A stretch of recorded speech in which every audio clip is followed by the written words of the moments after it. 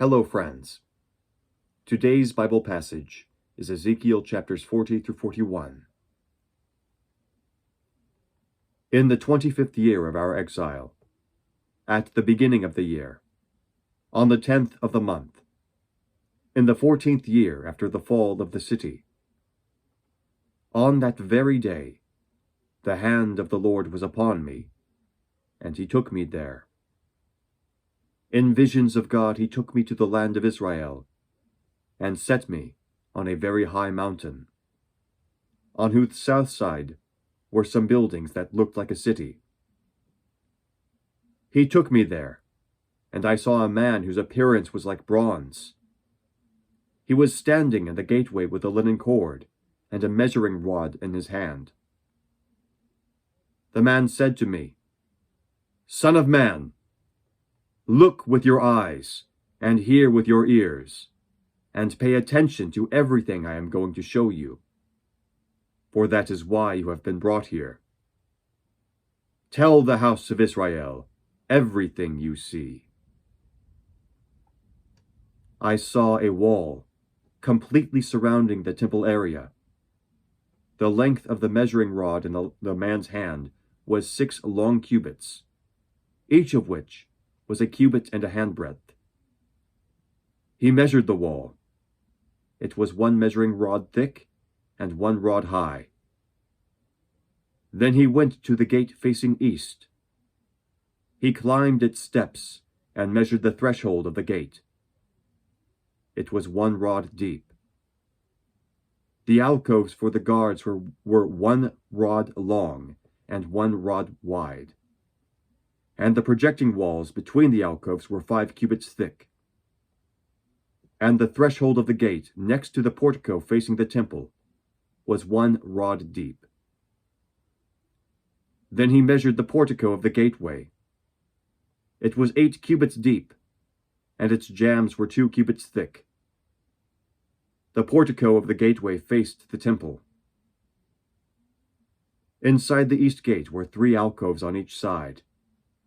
The 3 had the same measurements, and the faces of the projecting walls on each side had the same measurements. Then he measured the width of the entrance to the gateway. It was 10 cubits, and its length was 13 cubits. In front of each alcove was a wall 1 cubit high, and the alcoves were 6 cubits square. Then he measured the gateway from the top of the rear wall of 1 alcove to the top of the opposite one. The distance was 25 cubits from 1 parapet, opening to the opposite one. He measured along the faces of the projecting walls all around the inside of the gateway, 60 cubits. The measurement was up to the portico facing the courtyard. The distance from the entrance of the gateway to the far end of the portico was 50 cubits. The alcoves and the projecting walls inside the gateway were surmounted by narrow parapet openings all around, as was the portico. The openings all around faced inward. The faces of the projecting walls were decorated with palm trees. Then he brought me into the outer court. There I saw some rooms and a pavement that had been constructed all around the court. There were 30 rooms along the pavement. It abutted the sides of the gateways and was as wide as they were long. This was the lower pavement. Then he measured the distance from the inside of the lower gateway to the outside of the inner court. It was 100 cubits on the east side, as well as on the north. Then he measured the length and width of the gate facing north, leading into the outer court. Its alcoves, 3 on each side, its projecting walls and its portico had the same measurements as those of the first gateway. It was 50 cubits long and 25 cubits wide. Its openings, its portico, and its palm tree decorations had the same measurements as those of the gate facing east. 7 steps led up to it, with its portico opposite them. There was a gate to the inner court facing the north gate, just as there was on the east. He measured from one gate to the opposite one. It was 100 cubits. Then he led me to the south side, and I saw a gate facing facing south. He measured its jambs and its portico, and they had the same measurements as the others.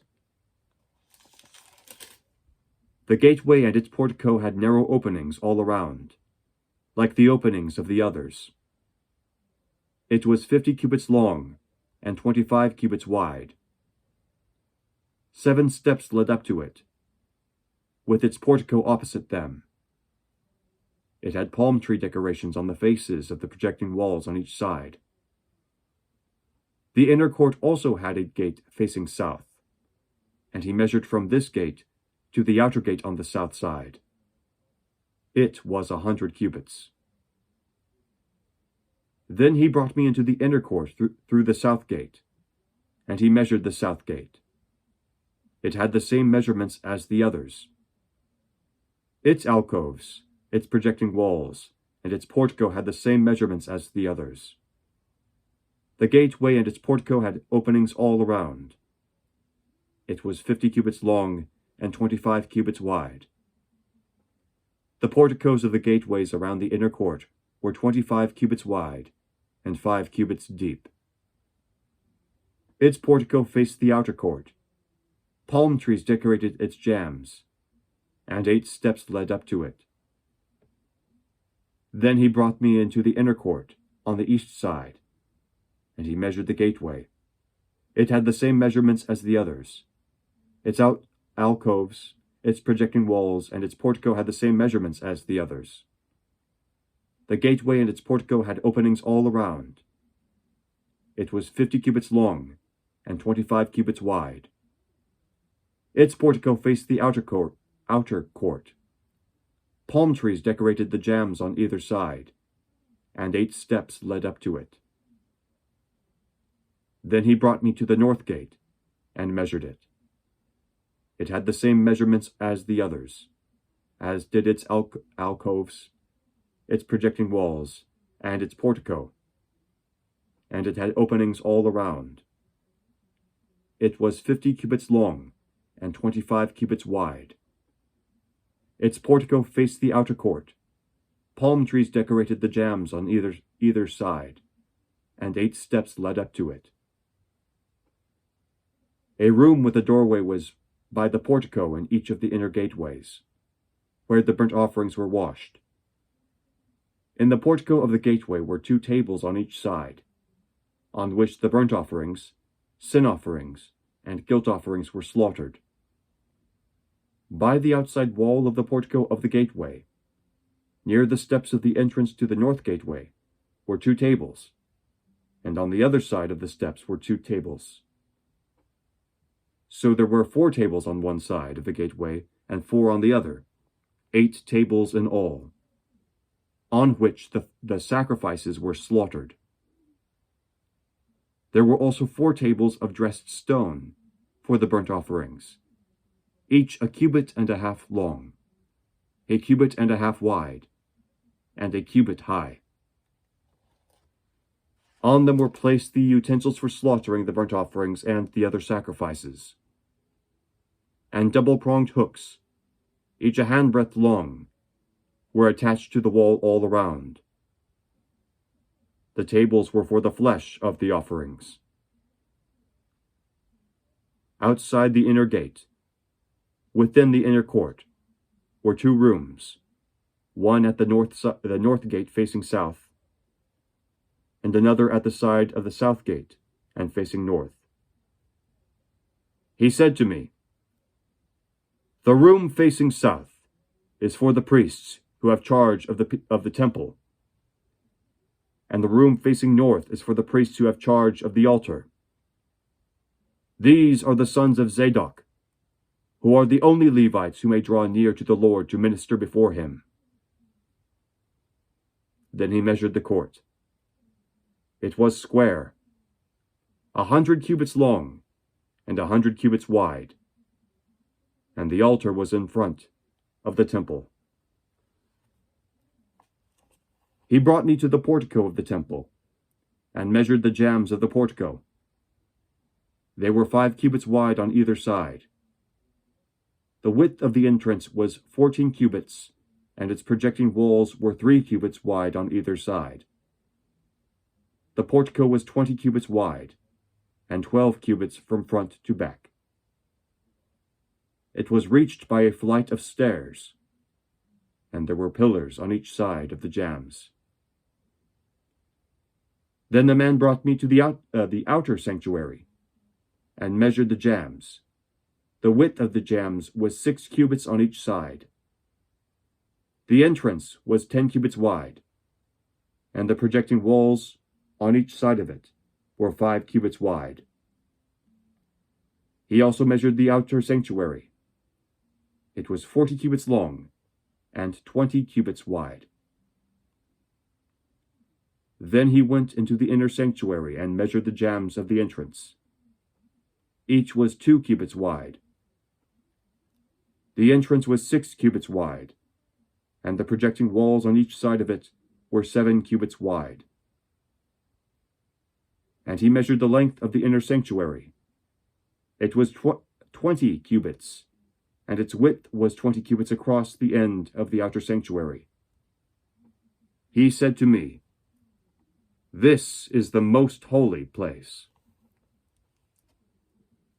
Then he measured the walls of the temple. It was 6 cubits thick, and each side room around the temple was 4 cubits wide. The side rooms were on 3 levels, one above another, 30 on each level. There were ledges all around the wall of the temple to serve as supports for the side rooms, so that the supports were not inserted into the wall of the temple. The side rooms all around the temple were wider at each successive level. The structure surrounding the temple was built in ascending stages, so that the rooms widened as one went upward.